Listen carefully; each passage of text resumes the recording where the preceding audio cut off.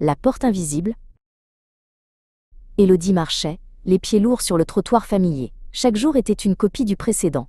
Le réveil, le café, le métro bondé, le bureau, puis le retour. Le monde autour d'elle semblait fait de nuances de gris, une toile de fond pour sa vie en noir et blanc.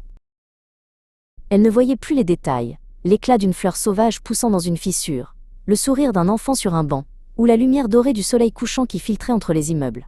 Sa routine était un tunnel, et elle ne regardait que la sortie.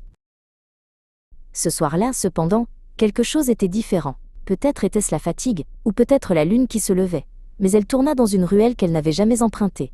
Au fond, nichée entre deux murs de briques couverts de lierre, elle vit une petite porte en bois, usée par le temps, sans poignée ni serrure. Une curiosité, qu'elle croyait perdue depuis longtemps, s'éveilla en elle. Elle toucha la porte, et à sa grande surprise, elle s'ouvrit en grinçant. L'air qui s'en échappa sentait la terre humide et les fleurs. Elle entra, et le monde changea. Un jardin secret s'étendait devant elle.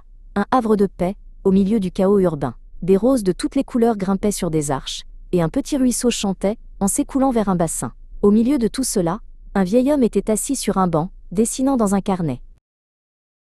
L'homme, Lucien, leva les yeux. « Je savais que quelqu'un finirait par la trouver, » dit-il avec un sourire doux. « Ce jardin n'est pas sur les cartes. Il est pour ceux qui ont le courage de chercher ce qui n'est pas évident. » Il lui montra ses dessins, des croquis détaillés des plantes et des insectes qui habitaient le jardin.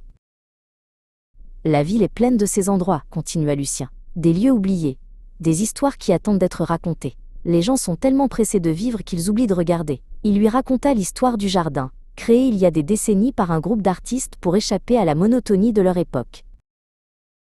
Le temps s'écoula sans qu'Élodie ne s'en rende compte. Elle écoutait les histoires de Lucien, sentant une étincelle s'allumer en elle. Il ne s'agissait pas seulement d'un jardin, mais d'une philosophie. La beauté et la magie existaient partout, il suffisait d'être attentif.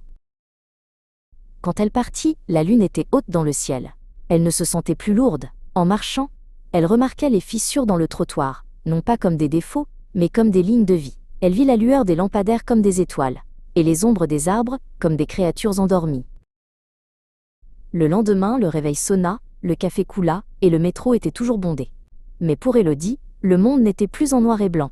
Il était rempli de couleurs, de secrets et de portes invisibles, attendant d'être trouvées. Elle avait appris que la vie n'est pas une routine, mais une aventure, si l'on prend le temps de regarder.